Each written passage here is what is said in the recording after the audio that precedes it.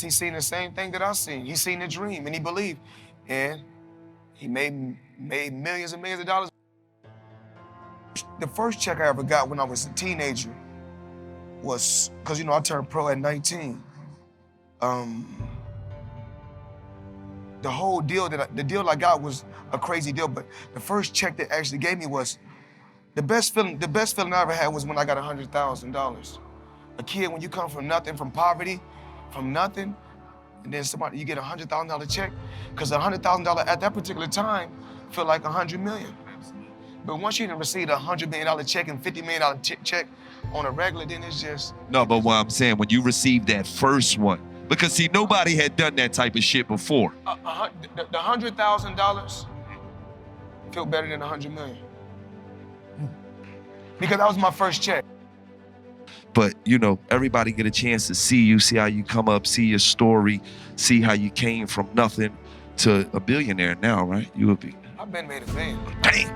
I think I reached that was over 4 years ago. Over 4 years ago, you reached $1 billion? 1.2, over 1.2. The first thing is belief. I tell everybody in this room, if you gotta believe first.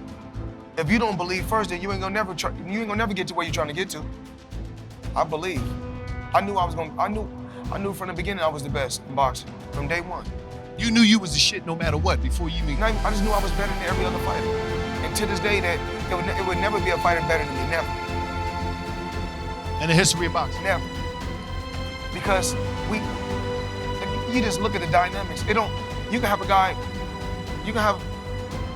retired, 78-0. Okay, he can be 78-0. But what have he accomplished in those 78 fights? What did he do exactly? Because you got guys that got 200 fights, 300 fights, but just in 50 fights, I beat more world champions than any fighter. That's facts. You tell me another fighter that beat 16 world champions straight.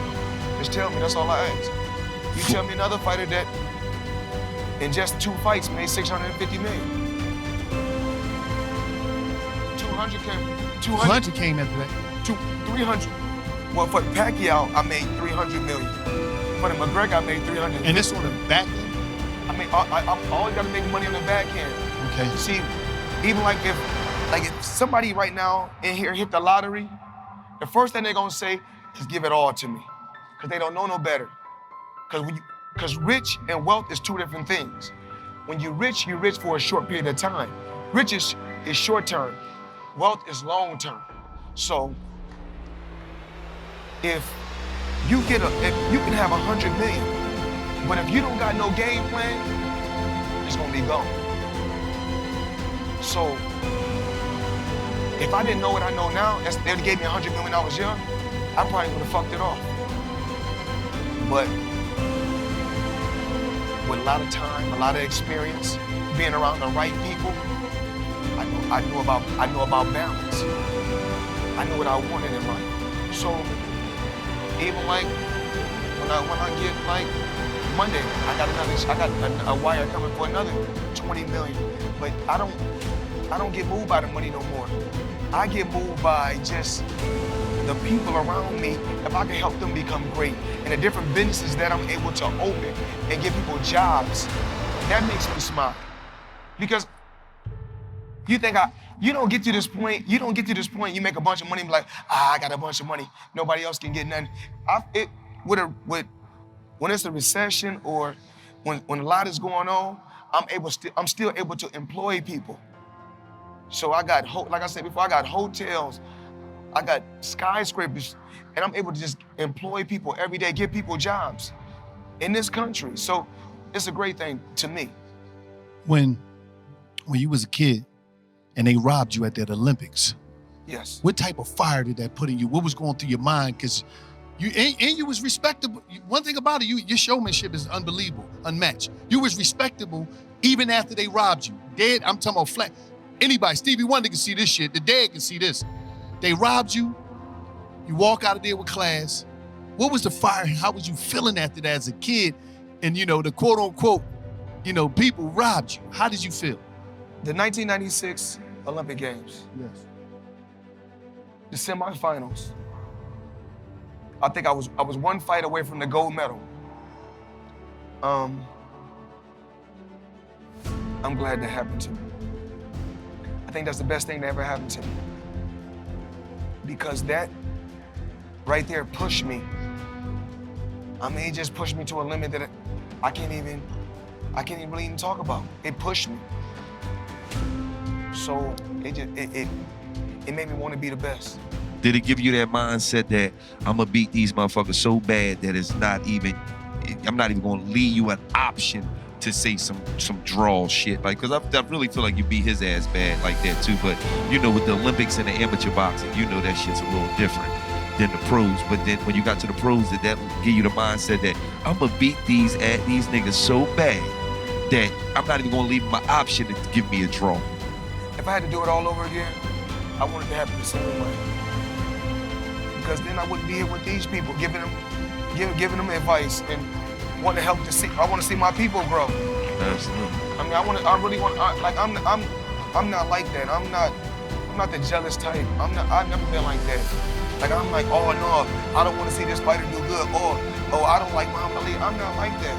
Yeah. It's just that everybody had their own era. If he feel like he was the best, I applaud him. Any fighter that feel like they the best, I take my hat off to him. Absolutely. I just say, when it was my time, I did it my way. You definitely did. And you did it better than everybody else. So I'm not like that. Like, even I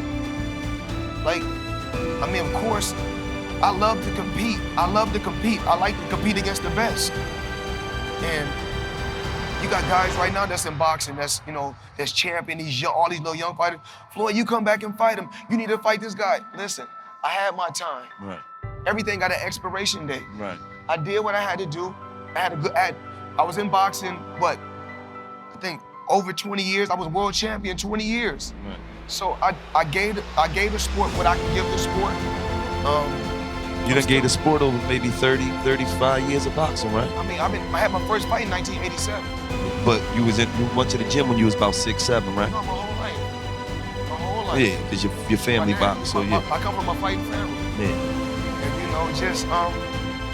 just every day, just like everybody in here, we all go through certain trials and tribulations in life that we have to deal with, and certain things make us stronger. And in 1996, them cheating me made me strong. And I love it. If I had to do it all over again, I say do it the same way. Because even like my children, I push them to be great every day. Yeah. I push my children to be great every day. I say, look, everything that I got, I'm not gonna, of course, I always gonna give them a starter kit, meaning like a car, and I'm gonna give you a car and a house with no payment. No car payment, no house. Give you a nice Mercedes, nice house. Now, it's time for y'all to go out there and fish for yourself. I mean, if I'm not gonna have nothing, before I got a diamond watch, a diamond chain, diamond necklace, I always had me a great security team. Very, very important. But like I told him before, I'm recession proof.